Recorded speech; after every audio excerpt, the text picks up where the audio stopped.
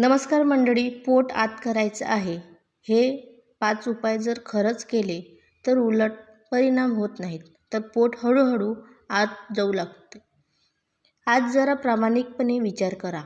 गळा ठीक आहे, चेहरा ठीक दिसतो, पण जसं पोटावर नजर जाते, पूर्ण आत्मविश्वास खाली येतो आणि मनात प्रश्न, जर पोट आत झालं तर? नमस्कार बहिणींनो, मातांनो आणि मुलींनो, आजची ही चर्चा त्या महिलांसाठी आहे ज्या शांतपणे पोटाच्या चरबीमुळे त्रस्त आहेत, पण बोलून कोणाला सांगू शकत नाही. आज काही बोलणार नाही, तर तसे 5 घरगुती उपाय सांगणार आहे, ज्यांना जर खरंच पातळ तर पोट हळूहळू आत जाऊ लागेल.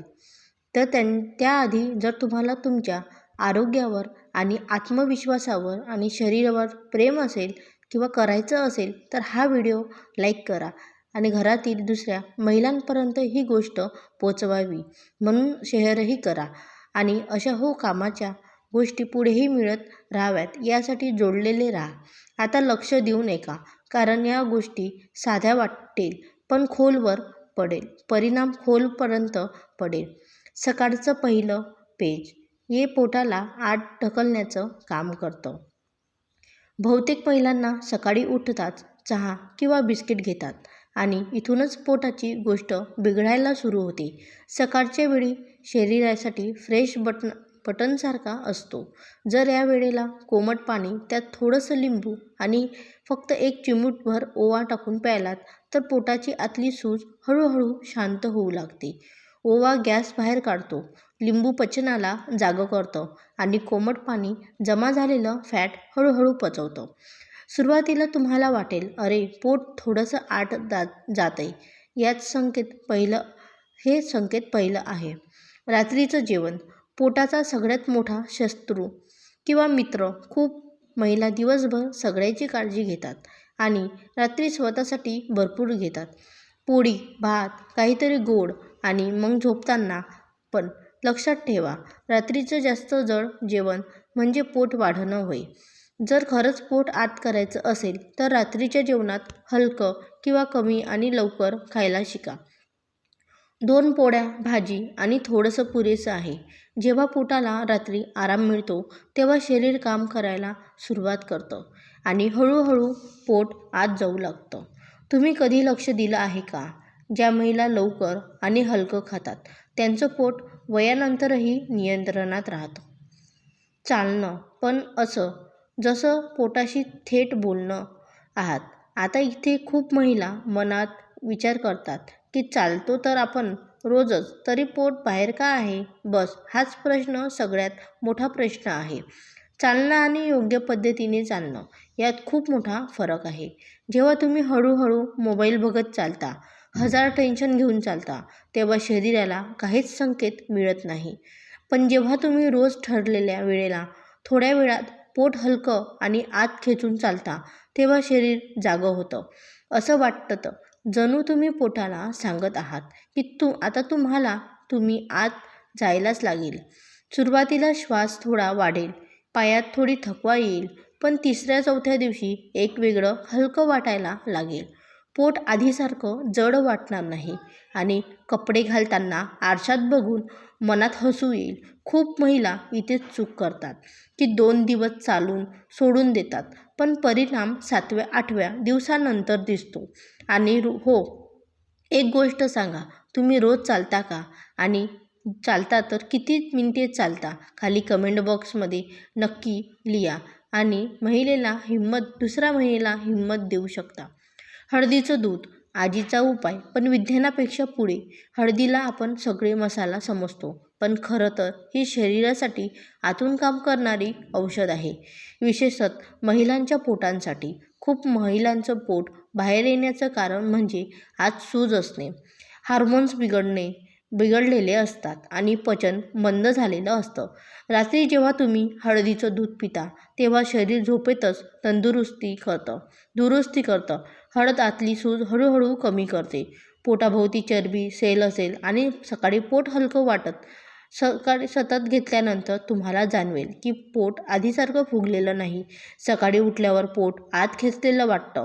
हे 1-2 दिवसातच जादू नाही, पण 15 ते 20 दिवसात फरक स्पष्ट दिसायला लागतो. आणि सगळ्यात चांगली गोष्ट, याने शरीराला नुकसान किंवा नुकसान फक्त फायदाच होतो.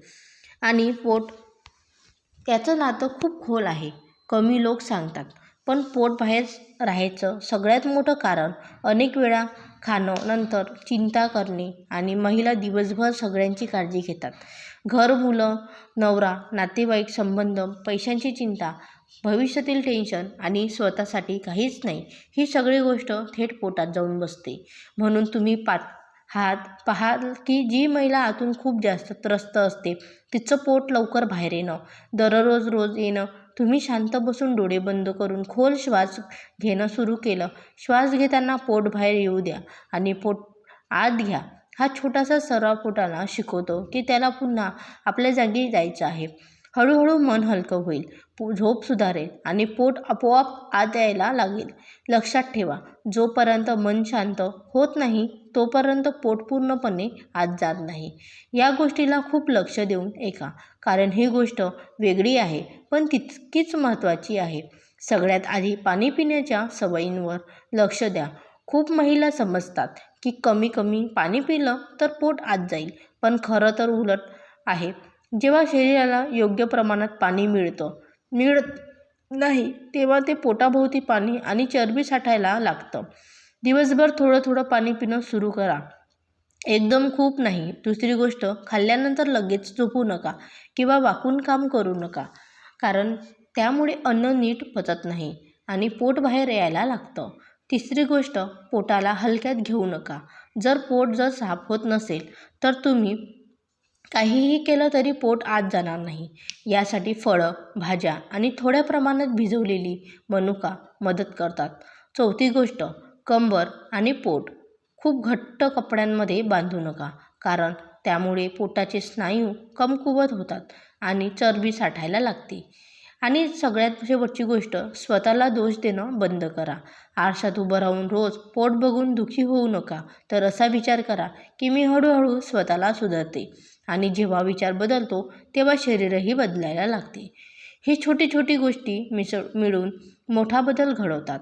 आता जाताना फक्त इतकंच लक्षात ठेवा, बहिणींनो, पोट आत करणं हा 1 दिवसाचा काम नाही आणि कोणत्याही औषधांचा चमत्कार नाही. हे रोजच्या छोट्या सवयींचा परिणाम असतो.